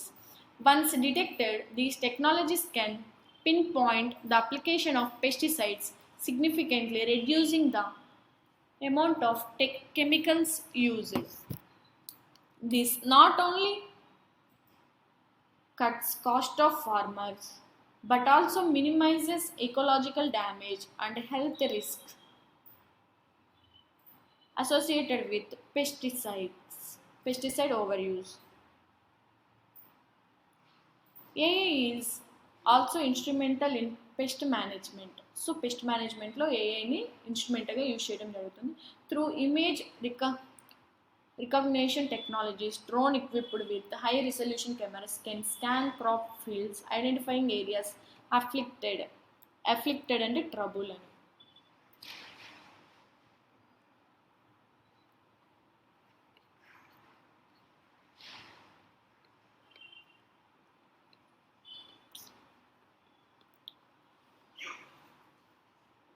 So ఈ image recognise టెక్నాలజీస్కి డ్రోన్స్ని use చేసుకొని high resolution కెమెరాని వాళ్ళు fix చేసుకోవడంతో పాటు crop ఫీల్డ్స్ని scan చేయటం, దాంతోపాటు ఎలాంటి pesticides నుండి ముందుగానే ట్రబుల్ రాకుండా చూసుకోవటం అన్నమాట. Once detected, these technologies can pinpoint the application of pesticides, significantly reducing the amount of chemicals used. ఒకసారి డిటెక్ట్ చేసిన తర్వాత ఈ టెక్నాలజీస్ అన్నీ అప్లికేషన్ తగ్గట్టు పెస్టిసైడ్స్కి అప్లికేషన్ ఏవైతే ఉన్నాయో వాటికి తగ్గట్టుగా వాళ్ళకు కెమికల్స్ని యూజ్ చేయడం తగ్గిస్తారనమాట. This not only cuts cost of farmers but also minimises ecological damage and health risk associated with pesticides over use. So దాంతోపాటు ఏంటంటే ఫార్మర్స్ యొక్క కాస్ట్ని తగ్గించడంతో పాటు ఈకలాజికల్ డ్యామేజ్ని తగ్గిస్తుంటుంది, దాంతోపాటు హెల్త్ రిస్క్ కూడా ఎక్కువ ఉండదని చెప్తున్నారు ఈ పెస్టిసైడ్ ఓవర్ యూజ్ చేయడం వల్ల. సో దానికన్నా ముందే వీళ్ళు దీని ద్వారా వాళ్ళు ముందుగానే తెలుసుకోవడం జరుగుతుంది అని చెప్తున్నారు. More over AI contributes to genetic crop improvement by analysing genetic data and environmental factors. AI can help in developing crop varieties with enhanced traits such as drought tolerance and pest resistance. This is done through predictive breeding, where AI models forecast the outcomes of different genetic combinations, thereby speeding up the selection process and ensuring that only the most promising candidates are advanced. Moreover, AI contributes to genetic crop improvement.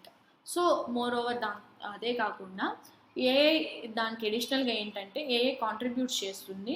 ఎలా అంటే genetic crop improvement అంటే ఏదైతే genetic crop ఉంటుందో దాన్ని improve చేసుకోవడానికి by analysing genetic data. So వాళ్ళు genetic డేటాని analyse చేస్తూ ఎన్విరాన్మెంటల్ ఫ్యాక్టర్స్ని చూస్తూ కూడా వీళ్ళు అనలైజ్ చేయడం జరుగుతుంది.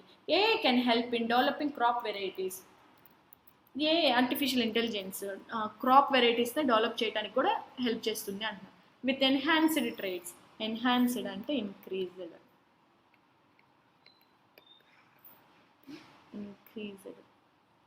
Traits such as drought tolerance.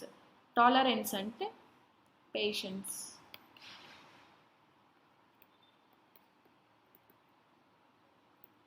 And pest resistance.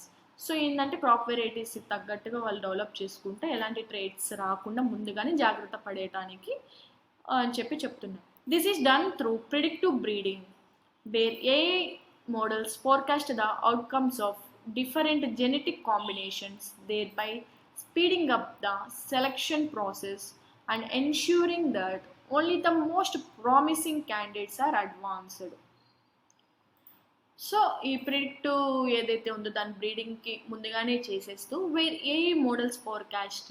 So ఏఐని యూజ్ చేసుకొని the outcomes of different genetic combinations. So genetic combinations నుండి డిఫరెంట్ అవుట్కమ్స్ వస్తున్నాయి కదా, వాటి నుండి ముందుగానే చూస్తూ thereby speeding up. So increase చేస్తున్నారనమాట ద సెలెక్షన్ ప్రాసెస్. అంటే ఏమేమి యూజ్ చేయాలి ముందుగానే అని చెప్పి వాళ్ళు ప్రాసెస్ అనేది ముందుగానే స్టార్ట్ చేయడం జరిగింది. అండ్ ఎన్ష్యూరింగ్ అన్న కూడా ensuring to make sure certain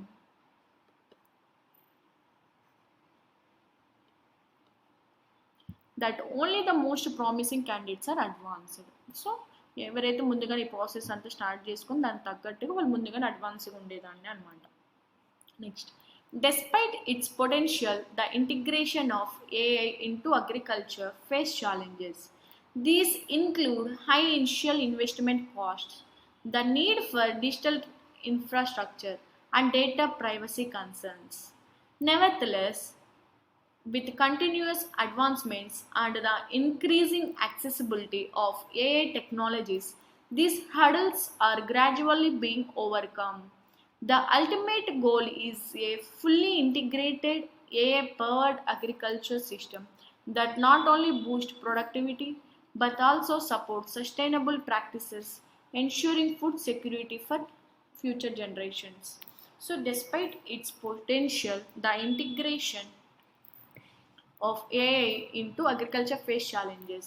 so ఇక్కడ వీళ్ళు ఏం చెప్తున్నారంటే ఏవైతే ఇవి పొటెన్షియల్ ఉన్నప్పటికీ కూడా దానికి తగ్గట్టుగా ఉన్నప్పటికీ కూడా పొటెన్షియల్ అనేది ఇంటిగ్రేషన్ ఆఫ్ ఏఐ. సో దాని యొక్క ఇంటిగ్రేషన్ అంటే ఏదైతే ఈక్వల్గా ఉందో అంటే మెయిన్ పాయింట్ అన్నిటికీ ఒక యూనిటీ, ఇంటిగ్రేషన్ అంటే ఒక యూనిటీగా ఏదైతే అనుకుంటారో సో దానికి తగ్గట్టుగా అగ్రికల్చర్ అనేది డిఫరెంట్ ఛాలెంజెస్ చేస్తున్నప్పటికీ కూడా ఏఐ అనేది యూనిటీగానే ఉందని చెప్తున్నారు. These include high initial investment cost. So ఇదేంటంటే ఇనిషియల్ ఇన్వెస్ట్మెంట్ కాస్ట్ కూడా ఏంటంటే హైగా ఉంటుంది. The need for digital infrastructure and data privacy concerns. So దానికి డిజిటల్ ఇన్ఫ్రాస్ట్రక్చర్ అవసరం ఉంటుంది, దాంతోపాటు డేటా అనేది చాలా ప్రైవసీగా ఉంటుందని చెప్తుంది. Nevertheless, with continuous advancements and the increasing accessibility of AI technologies, these hurdles are gradually being overcome. Hurdles ante difficulties ante. So వీటి ఈ కంటిన్యూస్గా ఇలాంటి అడ్వాన్స్మెంట్స్ ఉన్నప్పటికీ కూడా సో ఏఐ టెక్నాలజీ కూడా యాక్సెసిబిలిటీ ఇంక్రీజ్ అవుతూనే ఉంది. దాని యొక్క డిఫికల్టీస్ కూడా ఎలాంటి ఉన్నా కూడా గ్రాడ్యువల్గా ఓవర్కమ్ చేసుకుంటూ వస్తుందని చెప్తున్నాను. The ultimate goal is a fully integrated AI powered agriculture system that not only Boost hour productivity but also support sustainable practices ensuring food security for future generation.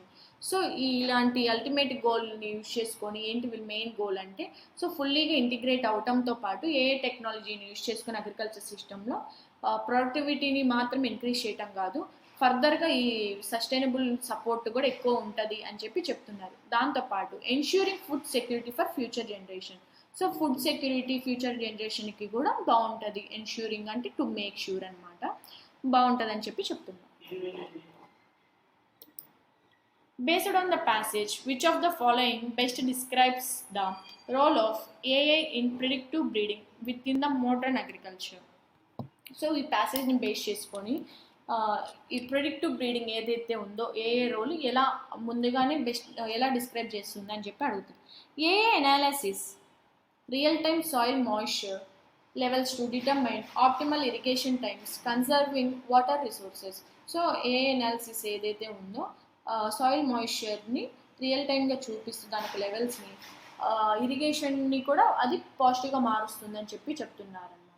AI driven drones use image recognition to detect pest infestations and minimize pesticide usage. So AI drone use చేసుకుని ఇమేజ్ని recognise చేసి ఈ పెస్ట్ని detect చేస్తుంది, దానికి తగ్గట్టుగా minimise చేస్తుంది అని చెప్పి చెప్తున్నారు. AI projects the outcomes of various genetic combinations to develop crop varieties with superior traits. So AI projects ఏంటంటే జెనెటిక్ కాంబినేషన్ డిఫరెంట్ అవుట్కమ్స్ వస్తున్నప్పటికి కూడా క్రాప్ వెరైటీస్ అని డెవలప్ అవుతుంది అని చెప్పి చెప్తున్నారనమాట. అది బెస్ట్ డిస్క్రైబ్ చేసేది మనకున్న ప్యాసేజ్లో. అండ్ నెక్స్ట్ ఏమి AI utilizes satellite image and weather forecast to predict crop growth patterns and potential yield. So ఎలా సాటిలైట్ ఇమేజెస్ని యూటిలైజ్ చేసుకుంటూ వాటి ఒక వెదర్ ఫార్కాస్ట్ని కూడా యూటిలైజ్ చేస్తూ క్రాప్ని ఎలాంటి క్రాప్ వేయాలి అని చెప్పి ప్రిడిక్ట్ ముందుగానే చేస్తుంది అని. AI monitors the environmental impacts of agriculture practices to support sustainable farming. So AI monitor చేసినప్పటికీ ఎన్విరాన్మెంటల్ ఇంపాక్ట్స్ ఏవైతే అగ్రికల్చర్ మీద ఉందో దానికి ఫార్మింగ్ అనేది సపోర్ట్ చేస్తుందని చెప్పి చెప్తుంది.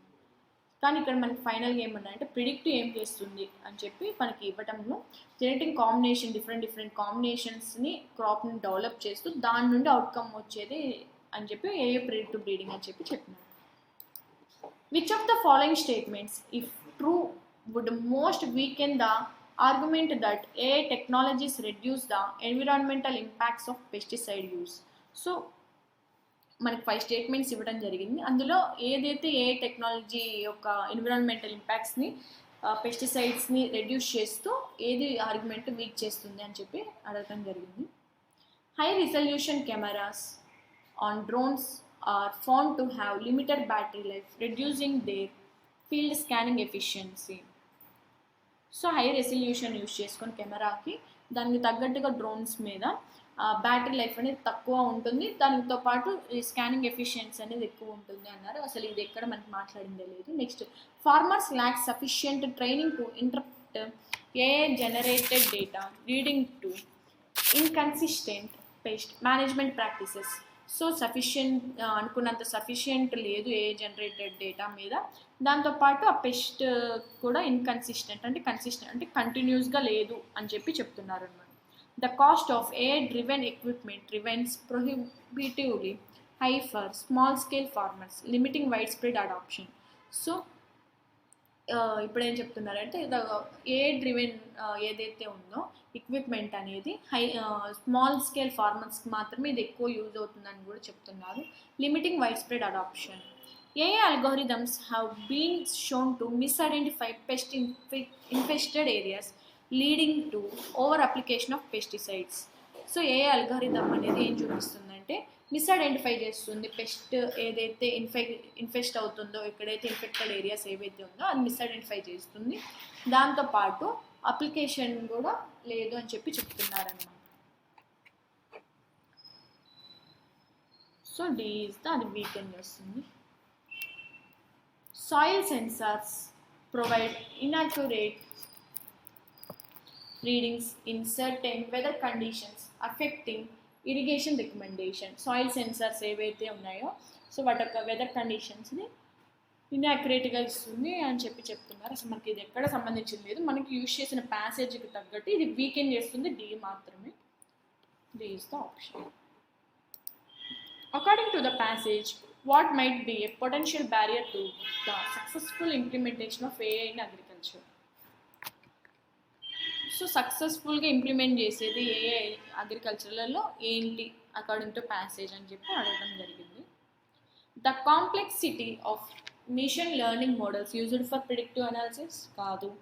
The requirement for continuous advancements in AI technology. So AI technology దానికి అడ్వాన్స్మెంట్ కంటిన్యూస్గా ఉంది రిక్వైర్మెంట్ అంటున్నారు, అది కాదు. The limited availability of high resolution cameras for drones కాదు.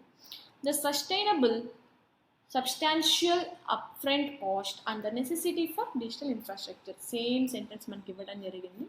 D is the answer. Final ఏంటంటే the focus on enhancing crop traits to genetic improvement. So D is the answer. Which of the following statements are true according to the passage? So passage base చేసుకొని ఏ statements అనేది ట్రూగా ఉంది అని చెప్పి అడుగుతున్నారు. AI-driven technologies in agriculture primarily focus on enhancing crop resilience against drought through predictive breeding. So AI technology use చేసుకొని క్రాప్ని enhance చేసుకుంటా ముందుగానే drought అనేది అగెనిస్ట్గా ఉన్నాయి. సరే ఇది ఇక్కడ ఇచ్చింది లేదండి, మనకి ఇక్కడ చెప్పింది లేదు. ఇక్కడ ఏంటంటే ఇక్కడ చేంజ్ అవుతుందో ఒకసారి మీరు ప్యాసేజ్లో చూస్తే మీకు ఇక్కడ ఏం చేంజ్ అవుతుందో తెలిసిపోతుంది. Predictive analysis in AI can utilize data from satellite images, soil sensors, weather forecast to optimize crop management. ఇది ఇవ్వటం జరిగింది. And next, the high cost and need for digital infrastructure and significant challenges to integrating AI technologies. So ఇది కూడా ఉంది. So both 2 and 3. Which of the following statements are false according to passage. So మనకి ఏంటంటే passage base చేసుకొని false statements ఇవ్వడం జరిగింది. So ఏంటి falls statements అని చెప్పి,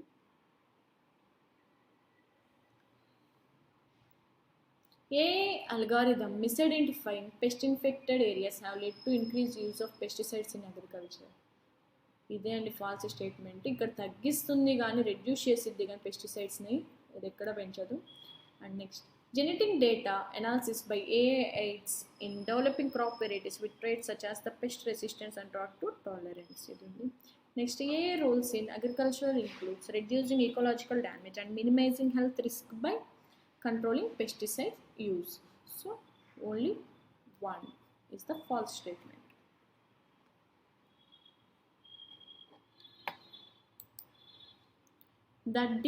Select the word from the passage that most closely matches the identification given below.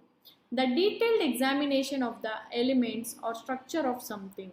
So ఏదైనా ఒక డీటెయిల్డ్ ఎగ్జామినేషన్ ఎలిమెంట్స్లో కానీ ఏదైనా సంథింగ్ ఏదైనా ఒక స్ట్రక్చర్ విషయంలో కానీ మనం ఏదైనా డీటెయిల్డ్ ఎగ్జామినేషన్ చేసేదాన్ని క్లోజ్ మీనింగ్ అడిగారనమాట. అప్లికేషన్ అంటారా, డిటెక్షన్ అంటారా, అనాలిసిస్ అంటారా, ఇంటిగ్రేషన్ అంటారా, ప్రిడిక్షన్ అంటారా. సో అనాలిసిసే కదండి డీటెయిల్ మన ఎగ్జామినేషన్ చేసేది. Next second para, last paragraph. Read the given passage and answer the following questions. Brain-computer interfaces are groundbreaking technologies that enable direct communication between the brain and external devices. These interfaces are transforming the landscape of medical treatment and research, particularly in the realms of neurology and rehabilitation. BCIs have shown considerable promise in assisting individuals with severe physical disabilities, such as those resulting from spinal cord injuries or stroke. Brain computer interfaces, BCI.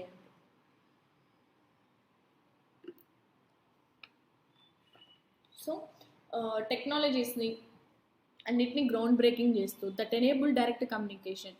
So direct communication enable చేస్తుంది, దాంతోపాటు between the brain and external devices, బ్రెయిన్కి external డివైసెస్కి అని చెప్పి చెప్తున్నారు. These interfaces are transforming the landscape of medical treatment and research, particularly in the realms of neurology and rehabilitation. So పర్టికులర్గా ఇది ఎలాంటి చోట ఇంటర్ఫేస్ చేస్తుందంటే, ఎలాంటి చేంజ్ చేస్తుందంటే మెడికల్ ట్రీట్మెంట్ అండ్ రీసెర్చ్లో, అండ్ న్యూరాలజీ అంటే నరాలకి, అండ్ రీహాబిలేషన్ ఏదైతే ఉందో సో వాటన్నిటికీ కూడా ఇది ముందుగానే మనకి పర్టికులర్గా ఇలాంటి వాటిలో ఈ బ్రెయిన్ కంప్యూటర్ ఇంటర్ఫేస్ అనేది ఎక్కువ రన్నింగ్లో ఉంది అని చెప్పి చెప్తున్నారనమాట.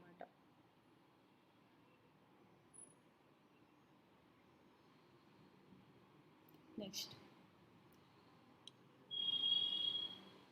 BCIs have shown considerable promising in assisting individuals with severe physical disabilities, such as those resulting from spinal cord injuries or stroke. So ఈ BCIs ఎక్కడ చేస్తున్నారు, ఎక్కువ చూస్తున్నారు అని చెప్పి కూడా ఎక్కడ అంటే ఇండివిజువల్స్లో సివియర్ ఫిజికల్ డిజబిలిటీస్ ఉన్న వాళ్ళకి, అంటే ఎలాంటి వాళ్ళు అంటే such as those resulting from spinal cord injury అన్న ఉండాలి, స్ట్రోక్ అన్నా అయి ఉండాలన్నమాట స్పైనల్ కార్డ్కి. సో అలాంటి వాటికి మాత్రమే ఇలాంటిది ఎక్కువ ఎఫెక్ట్ అవుతుంది అని చెప్పి చెప్తున్నారనమాట. అప్పుడు ఫిజికల్ డిజబిలిటీస్ ఎక్కువ వస్తుంది అంటున్నారు. One of the most notable application of BCIs in medicine is their use in restoring mobility to paralyzed individuals by translating neural activity directly into signals that can control prosthetic limbs or exoskeletons. BCIs bypass damaged pathways in the spinal cord. This technology was highlighted in a study where a quadriplegic man managed to move his arm to feed himself using a BCI that interfaced with his cortical neurons. This represents not just a significant improvement in quality of life, but also a glimpse into the potential future of human integration. So ఇక్కడ వీళ్ళేం చెప్తున్నారంటే one of the most notable applications. So most notable applications ఏంటంటే బీసీఐస్లో అదొక మెడిసిన్లో is their use in restoring mobility. So అదేంటంటే restoring చేయడానికి ఉపయోగపడుతుంది టు పారలైజ్డ్ ఇండివిజువల్స్. సో ఎవరైతే పారలైజ్ అయ్యారో వాళ్ళకి ఇండివిజువల్స్గా వాళ్ళందరికీ యూజ్ అవుతుంది అని చెప్తుంది. By translating neural activity. So neural యాక్టివిటీని చేంజ్ చేస్తూ డైరెక్ట్లీ ఇంటూ ద సిగ్నల్స్ ఇస్తుంది అనమాట. That can control prosthetic limbs and exoskeletons. So లిమ్స్కి ఏవైతే ఉన్నాయో వాటన్నిటికీ కంట్రోల్ చేస్తుంది అని చెప్తుంది. BCIs bypass damaged pathways in the spinal cord. So BCIs damage ఎక్కువ ఎక్కడంటే స్పైనల్ కార్డ్కి బైపాస్ చేయడానికి ఎక్కువ యూజ్ అవుతుందని చెప్తుంది. This technology was highlighted in the study where a quadriplegic అంటే పెరాలసిస్ హ్యాండ్స్కి కానీ లెగ్స్కి వచ్చిన దాన్ని క్వాడ్రప్లిక్ అంటారు.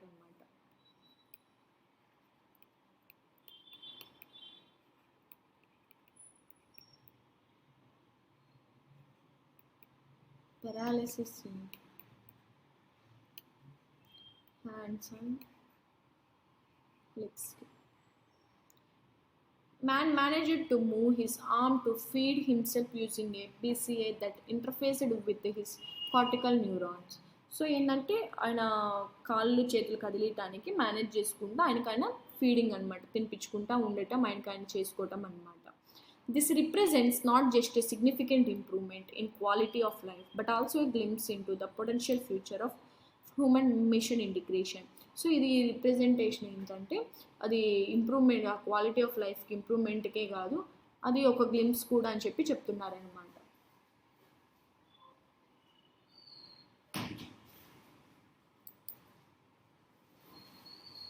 Additionally, BCIs are explored as therapeutic tools for neurological disorders.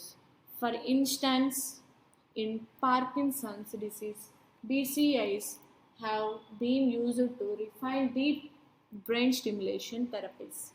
Traditional DBs involves the implantation of electrodes that send electrical impulses to specific brain areas to regulate abnormal impulses. By integrating BCIs, these systems can now adapt in real time to the patient's neural patterns, potentially enhancing treatment efficacy and reducing side effects. So అడిషనల్గా ఏం చెప్తున్నారంటే BCIs explore చేస్తుంది therapeutic టూల్స్ని use చేసుకొని for neurological disorders మీద. For instance అంటే for example, instance అంటే example అని.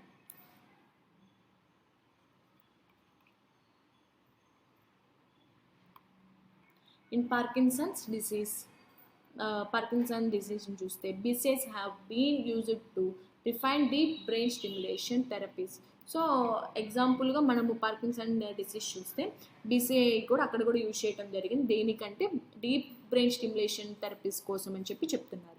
Traditional DBs involves the implantation of electrodes that send electrical impulses to specific brain areas to regulate abnormal impulses. So ట్రెడిషనల్గా DBs ఏవైతే ఉన్నాయో involve అవుతుంది implantation కోసం, and electrodes నుండి electrical impulses to specific brain areas ఏవైతే ఉన్నాయో వాటన్నిటికీ ఇవి చేంజ్ అవుతుంది అని చెప్పి చెప్తున్నారనమాట.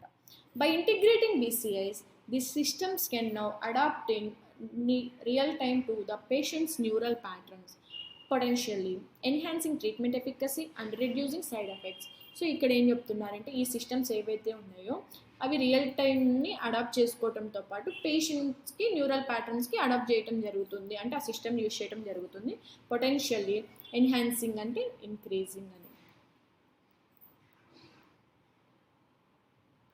ఆ ట్రీట్మెంట్ని ఇంక్రీజ్ చేస్తూ సైడ్ ఎఫెక్ట్స్ తగ్గిస్తుంది అని చెప్పి చెప్తున్నారు. Research is also being conducted on using BCIs to manage epilepsy. These interfaces can predict and mitigate seizures by detecting abnormal neural activity and delivering precise electrical stimulation at critical moments. Such advancements could lead to more autonomous and responsive care system for epilepsy patients, vastly improving their ability to manage this challenging condition. So ఇక్కడ ఏం చెప్తున్నారంటే researchers కూడా వాళ్ళు కూడా balance చేస్తూ దీన్ని conduct చేస్తున్నారనమాట. దేన్ని బీసీఐస్ని యూజ్ చేసుకొని ఎపిలెప్సీ దాన్ని మేనేజ్ చేసుకుంటూ ఉన్నారు అని చెప్పి చెప్తున్నారు. These interfaces can predict and mitigate. So ఈ ఇంటర్ఫేసెస్ని ప్రిడిక్ట్ చేస్తూ దాన్ని మిటిగేట్ చేస్తూ seizures by detecting abnormal neural activity and delivering precise electrical stimulation.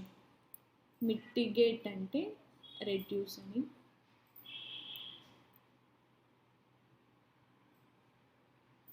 next precise ante exact ani ikkada rasuna. Precise ante exact ga delivery చేస్తూ electrical stimulation critical మూమెంట్స్లో కూడా దాన్ని conduct చేస్తుందని చెప్పి చెప్తున్నారు. Such advancements could lead to more autonomous and responsive care systems for epilepsy patients. So ఇక్కడ ఏం చెప్తున్నారంటే ఇలాంటి అడ్వాన్స్మెంట్ని యూజ్ చేసుకొని వాళ్ళు ఫర్దర్గా ఎలాంటి కేర్ సిస్టమ్స్ అనేది ఎపిలెప్సీ అంటే అది మూర్ఛ రోగం, కాలు చేతులు పడిపోతాయి, హ్యాండ్స్ ఫిజికల్గా హ్యాండ్స్ కానీ లెగ్స్ కానీ, దాన్ని ఎపిలెప్సీ అంటారనమాట. అలాంటి పేషెంట్స్ని వీళ్ళు ఎక్కువ కేర్ తీస్తూ దానికి తగ్గట్టుగా అడ్వాన్స్ని ఎక్కువ ఇంప్రూవ్ చేసుకుంటూ, వ్యాస్ట్లీ అంటే హెవీ, హ్యూజ్ ఇవన్నమాట, ఇంక్రీజ్ చేస్తూ వాటికి తగ్గట్టుగా ability to manage this challenging conditions. ఇలాంటి కండిషన్స్ ఏవైతే ఉన్నాయో వాటన్నిటిని కూడా వీళ్ళు ఛాలెంజ్ చేస్తూ వాటికి తగ్గట్టుగా వీళ్ళు మేనేజ్ చేసుకుంటూ వస్తున్నారని చెప్తున్నారు. Moreover BCIs hold promise for cognitive rehabilitation following brain injuries. By engaging patients in brain-controlled virtual reality games, therapists can help patients rebuild neural pathways and regain cognitive functions. These applications underscore the BCA's ability to not only restore lost functions, but also to enhance the brain plasticity recovery. So moreover BCIs ఏంటంటే దీంతో పాటు hold చేస్తూ ఏదైతే ఇప్పుడు దాకా rehabilitation విషయంలో ఏదైతే అవుతుందో, కాగ్నిటివ్ అంటే thinking, learning, understanding,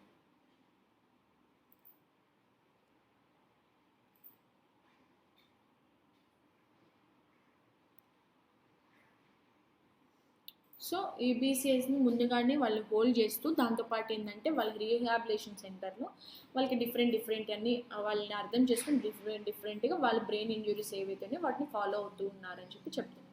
by engaging patients in brain controlled virtual reality games. So దాంతోపాటు ఎవరైతే పేషెంట్స్ ఉన్నారో బ్రెయిన్ కంట్రోల్ వర్చువల్ గేమ్స్కి తగ్గట్టుగా ఎవరైతే పేషెంట్స్ బ్రెయిన్ కంట్రోల్ అవుతుందో, therapist can help patients rebuild neural pathways. పేషెంట్స్ని ఈ థెరపిస్ట్ ఇస్తూ ఇలాంటి అన్నీ చేస్తూ కూడా వాళ్ళ న్యూరల్ పాత్వేస్ ఏవైతే కనెక్షన్ ఉందో బ్రెయిన్ కనెక్షన్కి వాటన్నిటిని వీళ్ళు కంట్రోల్ చేస్తూ దానికి తగ్గట్టుగా రీబిల్డ్ చేస్తున్నారని చెప్పి చెప్తున్నారు. And regain cognitive functions. So మళ్ళీ వాళ్ళకి వాళ్ళు ఆ ఫంక్షన్స్ని మళ్ళీ వాటికి తగ్గట్టుగా మార్చడానికి వాళ్ళు చేస్తున్నారని చెప్తున్నారు. These applications underscore the BCA's ability to not only restore lost functions but also to enhance the brain's plasticity recovery. So ఏవైతే అప్లికేషన్స్ ఉన్నాయో BCA ఎబిలిటీని యూజ్ చేసుకొని దానికి తగ్గట్టుగా రీస్టోర్ చేయటమే కాదు, వాళ్ళు మర్చిపోయిన వాటిని కూడా వాళ్ళ యొక్క బ్రెయిన్ ప్లాస్టిసిటీ వాటి రికవరీ అన్నిటిని కూడా ఎన్హాన్స్ అంటే ఇంక్రీజ్ అనమాట, దానికి తగ్గట్టుగా ఇంక్రీజ్ చేస్తారని చెప్పి చెప్తున్నారు. As BCA's technology continues to evolve, its integration into clinical practice offers a beacon of hope for many who are affected by severe neurological conditions. The ongoing advancements suggest a future where BCAs could become a staple in medical diagnosis, therapy, and rehabilitation, redefining the boundaries of what is possible in medicine and human ability. As BCI టెక్నాలజీని అలానే use చేస్తూ దాన్ని తగ్గట్టుగా evaluate చేస్తూ దాని యొక్క integration అనేది clinical ప్రాక్టీస్లోకి ఎక్కువ యూజ్ చేయడం జరుగుతుంది. And beacon of hope for many who are affected by severe neurological conditions. So ఎవరైతే ఇప్పటి వరకు న్యూరలాజికల్కి ఎక్కువ ఎఫెక్ట్ అయి ఉన్నారో వాళ్ళకి ఒక హోప్ లాంటిదని చెప్పి చెప్తున్నాను. The ongoing advancements suggest a future where BCI could become a staple in medical diagnosis. So ఆ అడ్వాన్స్కి తగ్గట్టుగా వాళ్ళ ఫ్యూచర్ అడ్వాన్స్కి తగ్గట్టుగా చేంజ్ చేసుకుంటూ బీసీఐస్ని మెడికల్ డయాగ్నోసిస్కి యూజ్ చేయడం జరుగుతుంది. అప్పుడు థెరపీకి, రీహాబిలేషన్కి, వాటన్నిటికీ కూడా ఇది మెయిన్ పాయింట్ అవుతుంది అని చెప్పి చెప్తున్నాను. Redefining the boundaries of what is possible in medicine and human ability. So వాళ్ళు ఆ బౌండరీస్ ఏవైతే ఉన్నాయో ఆ మెడిసిన్కి, హ్యూమన్ ఎబిలిటీకి తగ్గట్టుగా వాళ్ళు చేంజ్ చేయటం జరుగుతుంది అని చెప్పి చెప్తున్నారనమాట. What is a primary medical application of brain computer interface as illustrated in the passage. So medical అప్లికేషన్కి మెయిన్ పాయింట్ ఏంటి బీసీఐలో అని చెప్పాను. BCIs are deployed to augment and facilitate neural restoration in individualized utilizing protestic lumps. ఇది ఎక్కడ మనం చెప్పింది లేదు. BCIs transmute cognitive processes into auditory directives for operation of protestic exoskeletons. ఇది కాదు. BCIs convert brain activity into functional commands that artificial limbs use to move. So this is the answer. Next, BCIs are harnessed to intricately recalibrate neural activity for optimized cognitive function in the protestic users.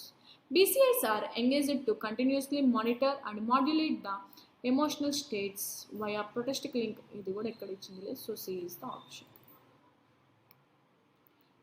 How are BCIs enhancing deep brain stimulation therapies for neurological disorders such as Parkinson disease?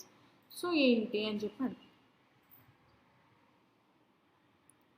BCIs amplify the interfacing between cortical dynamics and action. అసలు మనకి ఇది ఎక్కడ ఈ words use చేసింది లేదు. So this is not.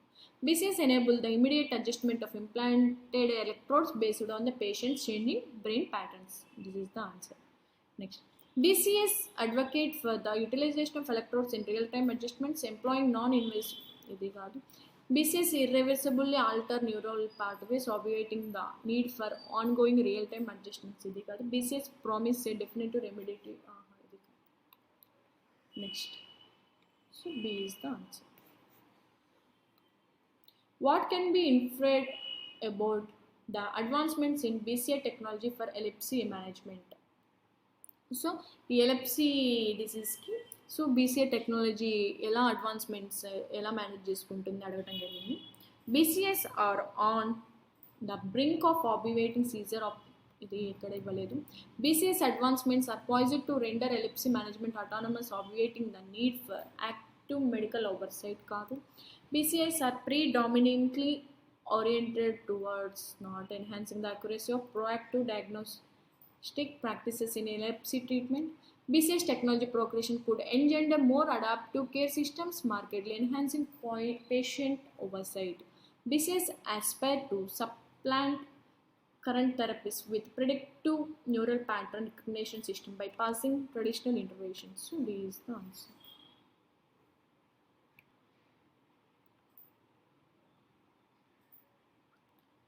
What can inferred about the role of BCIs in cognitive rehabilitation from the passage? So cognitive rehabilitation use చేసుకుని BCIకి infrared అని అడిగారు. BCIs predominantly facilitate the enhancement of motor functions through iterative virtual reality exercises. ఇది ఎక్కడ ఇవ్వలేదు. BCIs empower patients to engage virtual reality stimulation that facilitate the reconstruction neural pathways. BCIs are dedicated to augmenting emotional intelligence. ఇది కాదు. The technology of BCIs supplants conventional cognitive diagnosis. ఇది కాదు. BCIs exclusively amplify sensor acuity. ఇది. So B is the answer. So మనకి ఏంటంటే ఈ ప్యాసేజెస్లో ఏదైతే ఇచ్చారు పారాగ్రాఫ్లో సో వాటిని బేస్ చేసుకొని సిమిలర్గా సేమ్ ఆన్సర్ ఇవ్వటం జరిగింది. పెద్ద పారాగ్రాఫ్ అయినా క్వశ్చన్స్ మాత్రం మొత్తం ఆన్సర్స్ అన్ని పారాగ్రాఫ్లోనే ఇవ్వడం జరిగింది. ఫస్ట్ పారా చూసుకుంటే మాత్రం ప్యాసేజ్ చిన్నదైనా కూడా క్వశ్చన్స్ కొంచెం క్రిటికల్గా ఉంది, కానీ దీంట్లో మాత్రం క్వశ్చన్స్కి ఏవైతే పారాగ్రాఫ్ హెవీ ఉండటం వల్ల దానికి తగ్గట్టే ఉంది. సో ఇలాంటి పెద్ద పారాగ్రాఫ్లు వచ్చాయని మాత్రం వదలొద్దు, చేయండి. And choose a synonym for the word realms as it is used in the passage.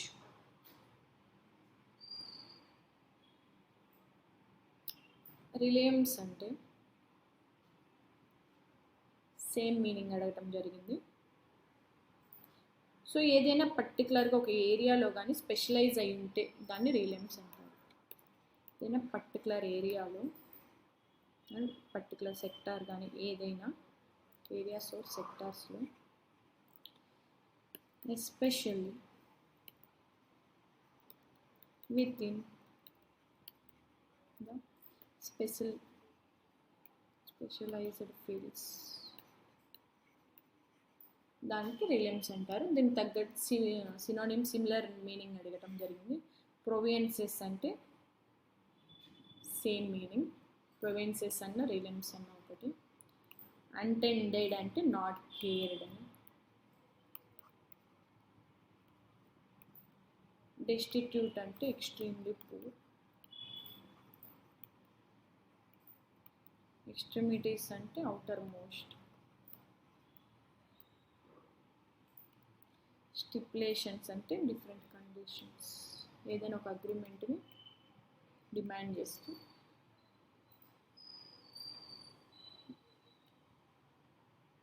Agreement.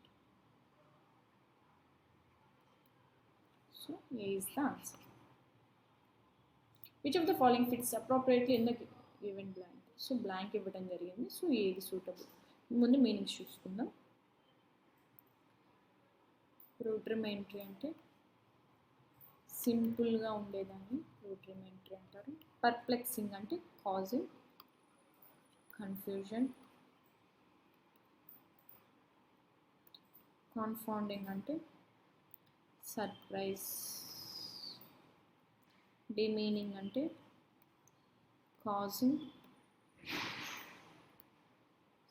someone to lose their dignity. Impending అంటే about to happen. సో మనకు సూటబుల్ అయ్యేది ఏంటి? సో ఒకటేమో సింపుల్గా and causing confusion and surprising or confusion same meaning. పర్ఫౌండింగ్ అన్న perplexing అన్న same meaning. Demeaning అంటే ఏదైనా మనం లూజ్ అవ్వటం. సో సిమిలర్ మీనింగ్ ఇది కూడా. నెక్స్ట్ ఇంపెండింగ్ అంటే అబౌట్ టు హ్యాపెన్, జరగబోయేది. సో ఇక్కడ మనకి సేమ్ సూట్ అయ్యేది. సో ఇక్కడ research is also being conducted on using BCS to manage epilepsy. These interfaces can predict and mitigate the seizures by detecting abnormal neural activity and delivering precise electrical stimulation at critical moments. So ఏంటంటే about to happen suit అవుతుంది, జరిగిపోయే దాని గురించి మాట్లాడతాం. So about to happen. So impend is the answer. So that's it అండి. So ILP programme 365 డేస్కి మీకు online and offline batches ఉన్నాయి. ఆల్రెడీ క్లాసెస్ రన్నింగ్లో ఉంది. అండ్ ఓన్లీ మా క్లాసెస్ లేకుండా ఎక్సెప్ట్ మాకు టెస్ట్లు కావాలి, either prelims or mains and both. So ఏమైనా కావాలన్నా కూడా డిఫరెంట్ సబ్స్క్రిప్షన్స్ ఉంటాయి. సో మీకు ఏమన్నా కావాలి అంటే ఈ నెంబర్కి కాంటాక్ట్ అవ్వండి, 9649643354కి. That's it, Andy. Thank you.